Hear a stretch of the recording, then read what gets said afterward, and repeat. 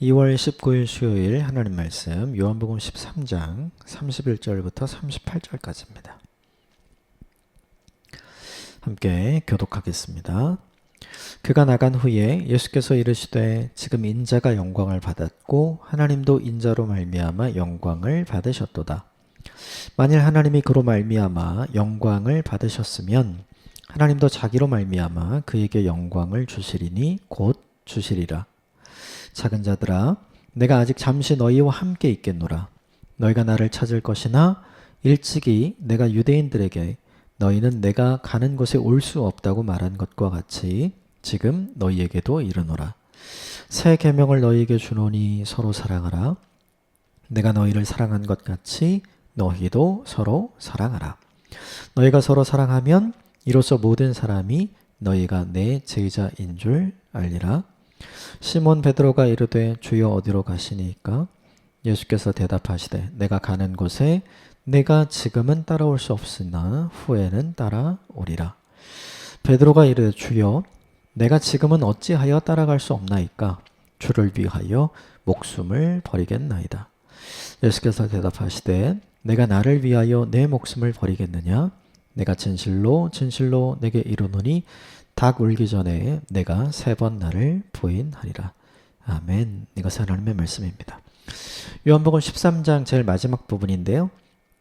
우리가 제일 잘 알고 있는 새 계명을 주시는 예수님, 그리고 예수님께 자기의 믿음, 충성을 고백했지만 그것이 아니다. 너는 나를 부인할 거다 라고 이야기하시는 예수님의 말씀이 오늘 등장하죠. 굉장히 중요한 부분인데 이 두 부분을 중심으로 몇 가지만 좀 살펴보고요.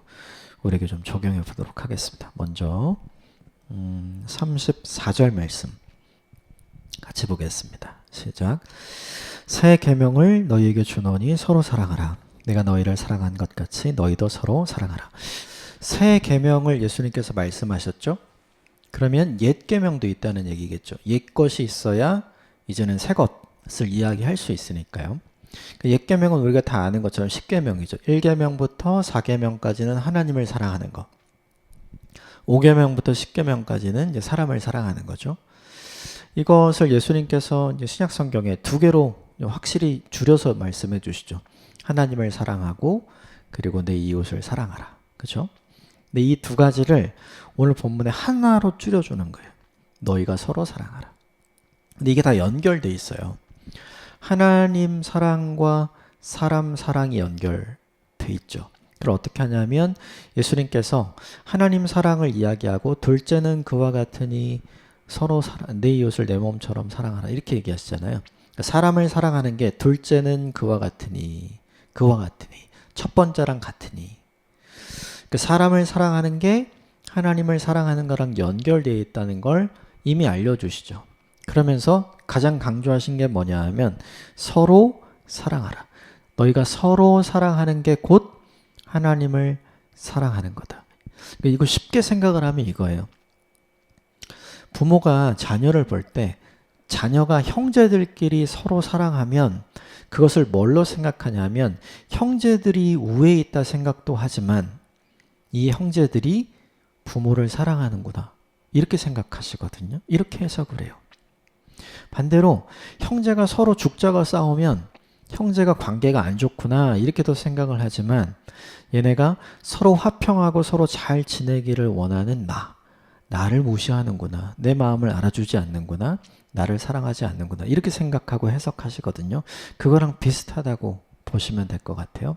결국 예수님께서 34절에 서로 사랑하라 라고 이야기했을 때 우리에게 가장 큰 문제는 무엇이냐면 이거죠.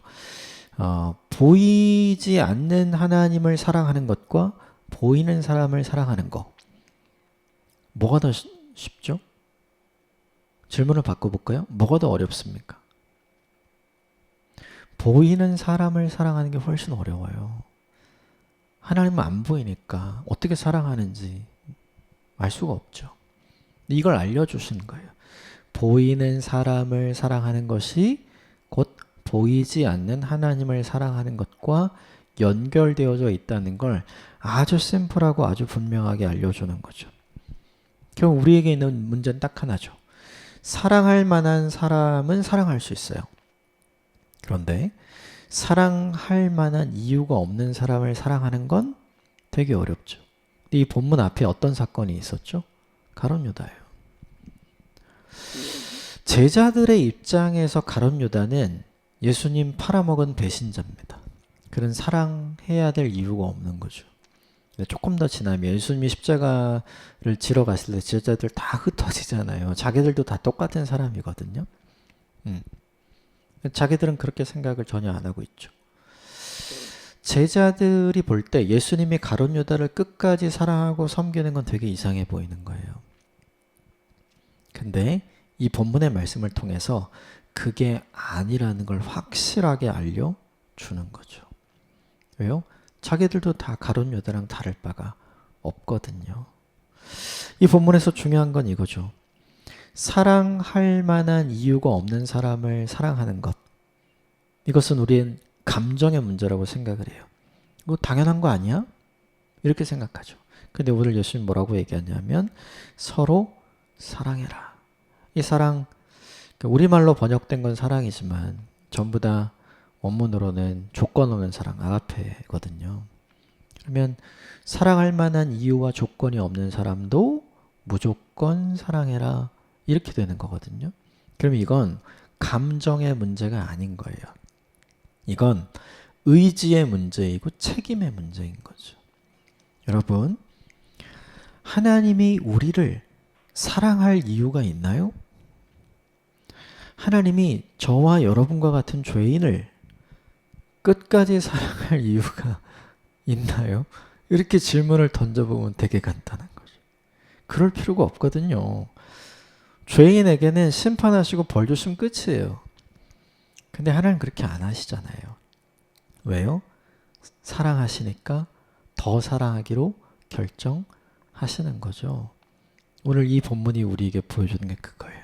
하나님의 사랑은 감정이 아니에요. 하나님의 사랑은 의지이고 하나님의 사랑은 책임인 거죠.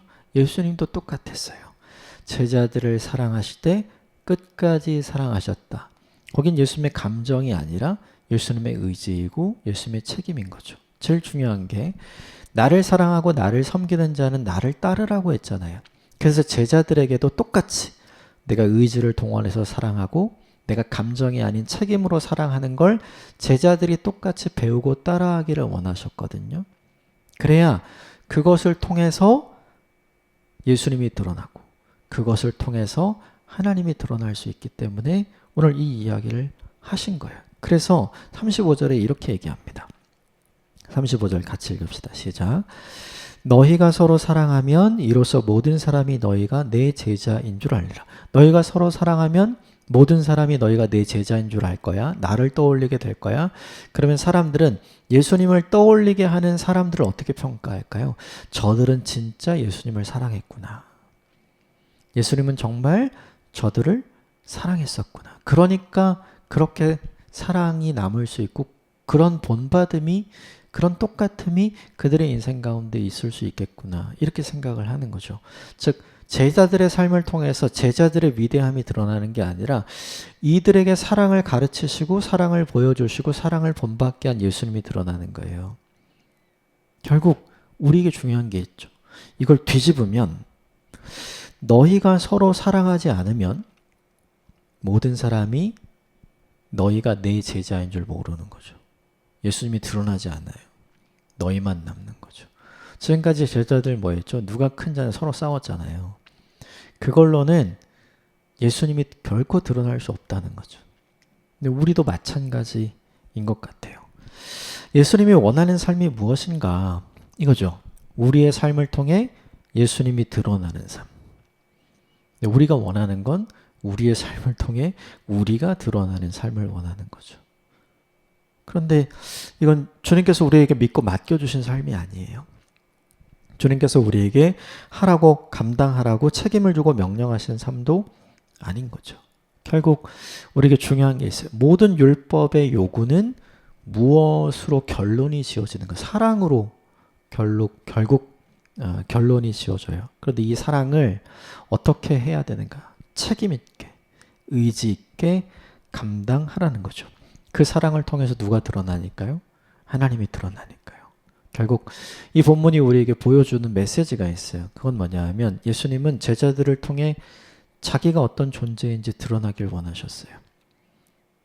하나님은 우리를 통해 하나님이 어떤 존재인지를 드러나게 원하시는 거죠. 쉽게 말하면 우리를 보는 사람들이 우리를 통해 하나님을 봤으면, 우리를 보는 사람들이 우리를 통해 예수님을 보았으면, 우리를 보는 사람이 우리를 통해 우리 안에 계신 성령님을 보았으면 하는 기대와 꿈이 주님에게 있는 거예요. 이건 굉장히 중요해요.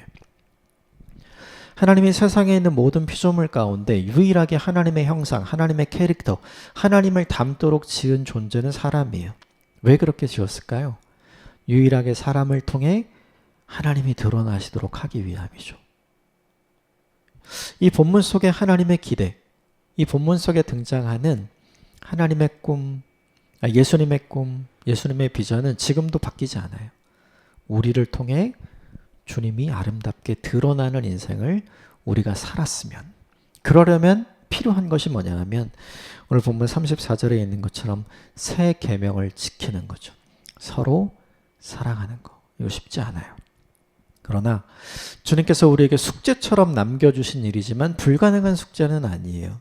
뭐냐 하면 예수 그리스도의 사랑을 충분히 받은 사람들이 그 사랑으로 오늘도 이 사랑을 하고 있기 때문이죠. 이 사랑은 내 힘으로 되는 건 아닌 것 같아요. 주님의 사랑을 깨달은 자, 주님의 사랑을 경험한 자. 그래서 그 사랑이 너무 감사하고 너무 좋아서 나도 그렇게 살기로 결정한 자. 그 사람들에 의해서 여전히 오늘 본문에 이 서로 사랑하라는 말은 지금도 사람들에게서 보여지고 있고 그런 사람들을 통해 우리가 예수님을 보고 경험하게 되는 거죠.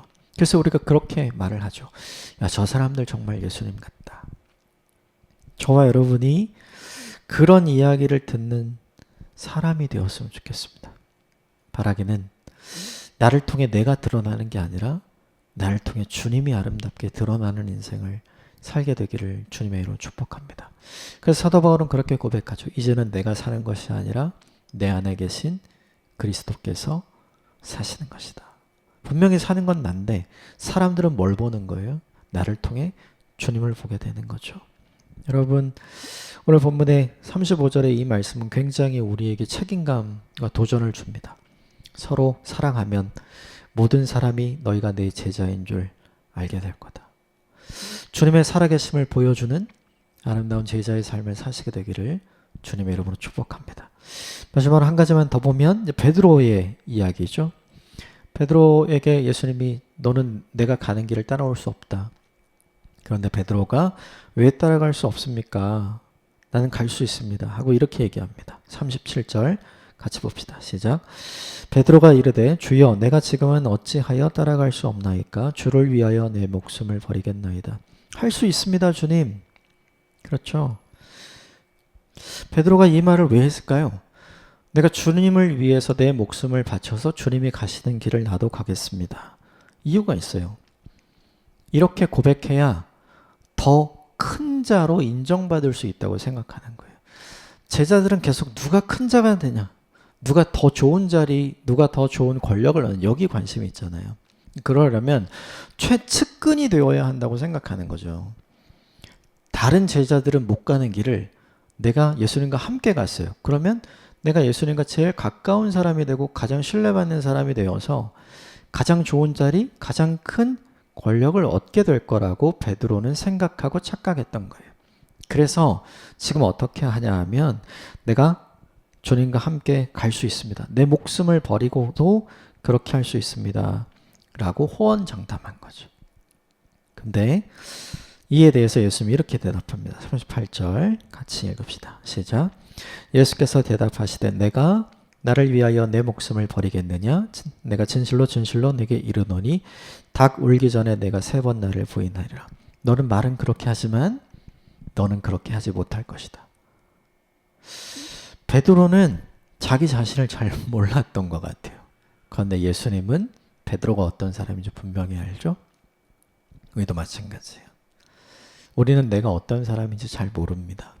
그런데 주님은 분명히 아시죠. 사람들이 흔히 착각하는 신앙이 있어요. 자리, 그리고 거리, 혹은 직분, 이런 것들이 주님과 가까울수록 신앙이 좋을 것이다. 아니요, 전혀 그렇지 않죠. 우린 다 알잖아요. 그 사람의 신앙의 연수가 그 사람의 신앙의 질을 보장하지 않는다. 그 사람의 직분이 그 사람의 인격을 보장하지 않는다. 그 사람의 현재 신앙의 봉사나 섬김의 모습이 그 사람 인생의 하나님께 대한 헌신을 보장하지 않는다. 우린 다 알거든요. 정비례하지 않는다는 걸 알죠. 착각하는 사람들의 실수, 욕심을 가진 사람들의 실수는 뭐냐 하면 자기 과신이에요. 그런데 자기 과신에 빠지는 순간 어떻게 되는가? 38절에 있는 것처럼 네가 나를 3번 부인하리라. 책망받게 돼요. 그리고 내가 어떤 삶의 모습, 어떤 신앙의 모습을 갖고 있는지 정확하게 주님이 진단해 주시죠. 내가 생각하는 나는 주님이 생각하는 나와 다릅니다. 근데 무엇이 정확할까요? 주님이 생각하시는 나, 주님이 보시는 나가 정확한 거죠. 베드로의 생각은 분명 주를 위해 목숨을 버리겠다고 했어요. 그런데 주님의 생각은 뭐였어요? 너는 너의 목숨 살리기 위해 나를 부인할 거다. 자기 과신은 필연적으로 교만으로 흐릅니다. 교만은 패망의 선봉이 되죠. 여러분 이걸 기억하셔야 돼요. 빈 수레가 언제나 요란한 법입니다. 무거운 수레는 결코 소리가 나지 않아요. 생각해 보세요. 여러분 주변에 있는 사람들. 어떤 사람이 소란스럽게, 어떤 사람이 요란하게, 어떤 사람이 본인의 신앙과 섬김과 삶을 자랑하는지. 진짜 참되고 진짜 본받을 만한 신앙을 갖고 계신 분은 언제나 어디서나 아무 말이 없는 곳, 아무 소문이 나지 않는 곳, 그 누구도 봐주지 않는 곳에 가서 묵묵히 그 일을 하고 계시는 분이 훨씬 많잖아요. 기억하셔야 합니다. 신앙은 과신하는 순간 끝나는 것 같아요. 그래서 우리에게 필요한 게 항상 근신하는 일, 깨어서 나 자신을 보고 기도하는 일이 필요한 거죠. 오늘 베드로의 모습이 우리에게는 반면교사의 모습인 거죠. 이걸 기억하시면서 오늘 자기 자신을 돌아보는 하루가 되시기를 주님의 이름으로 축복합니다. 함께 기도하겠습니다.